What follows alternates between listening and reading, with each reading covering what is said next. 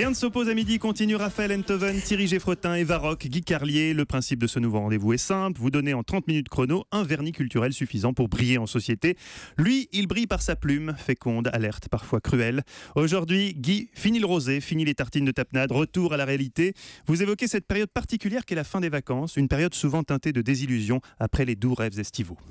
C'est vrai Mathieu, nous voici au deuxième jour après la reprise et je suis frappé par la vitesse et la facilité avec laquelle nous avons déjà presque oublié les vacances, surtout lorsqu'on pense qu'il y a moins d'une semaine, on refaisait le monde sur une terrasse du Luberon après dîner, en finissant le rosé, tandis que les femmes s'allongeaient à nos côtés sur des transats, posaient un pull de laine sur leurs jambes bronzées pour ne pas sentir la fraîcheur de la nuit qui tombait et parlaient de leurs robes provençales achetées le matin même dans ce merveilleux petit marché tellement authentique sous les platanes de Saint-Julien-les-Mimosas.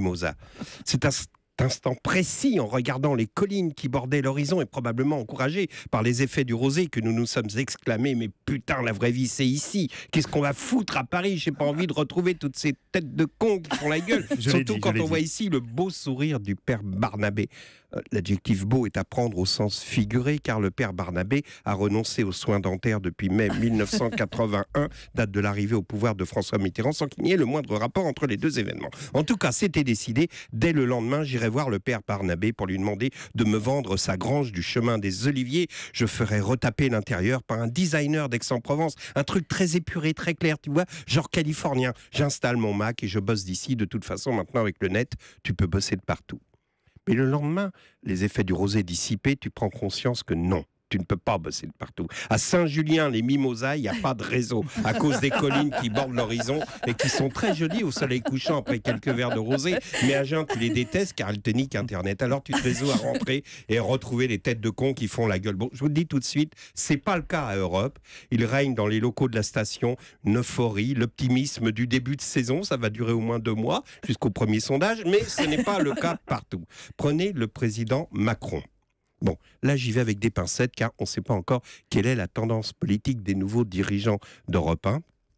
C'est comme pour El Kabash, on n'a vraiment jamais su où allaient ses sympathies politiques. Mais non, je déconne. Bon.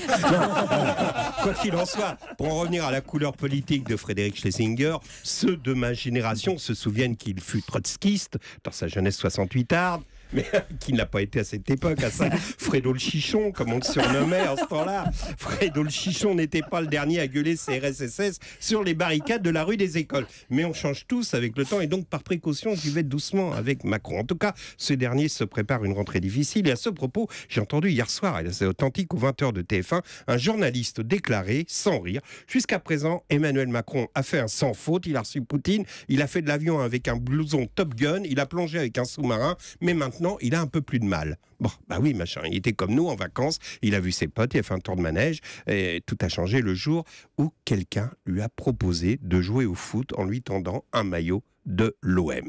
Lui, il se méfiait pas. Il savait pas que porter un maillot de l'OM en ce moment, c'est comme si tu dormais sur un cimetière indien. C'est la malédiction des Templiers pour cette génération. La preuve, aussitôt le maillot enfilé, paf, 20 points de moins dans les sondages.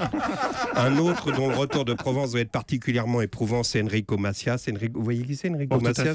Ce chanteur populaire que nous aimons tous, enfin que beaucoup, enfin ce chanteur dont quelques-uns se souviennent encore, qui chantait « Je suis le mendiant de l'amour ». On vient d'apprendre que ce n'est plus seulement d'amour qu'il sera dorénavant le mendiant, puisque la justice a ordonné que soit saisie sa maison de Saint-Tropez. Je vous rappelle brièvement les faits. Notre ami Enrico désirait faire quelques menus travaux dans sa propriété azuréenne. Oh, pas grand-chose. Il a demandé un prêt au Crédit Agricole du coin qui a refusé sous le prétexte futile que ça fait 25 ans qu'il vendait plus un disque. Alors, il a rencontré un banquier luxembourgeois, enfin islando-luxembourgeois, qui lui a dit « Pas de problème Enrico, voilà 35 millions, tu peux changer la moquette ». Il était fou de joie, il a passé l'été à Saint-Tropez, il a joué aux boules en portant le maillot de l'OM que lui avait offert l'homme d'affaires islando-luxembourgeois dont la banque a aussitôt fait faillite. Du coup, ce matin, j'ai fait du tri dans ma penderie, j'ai pris le maillot de l'OM que m'a offert mon ami Rudy Garcia et j'irai déposer tout à l'heure devant RTL. Et puis, j'ai longuement regardé la robe provençale de ma femme dans la penderie. J'étais submergé par une émotion nostalgique, envahi par le souvenir du rosé sur la terrasse, des collines qui bordent l'horizon,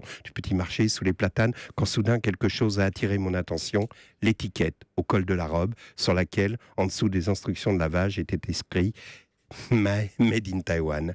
Les retours de vacances sont parfois redoutables, Mathieu.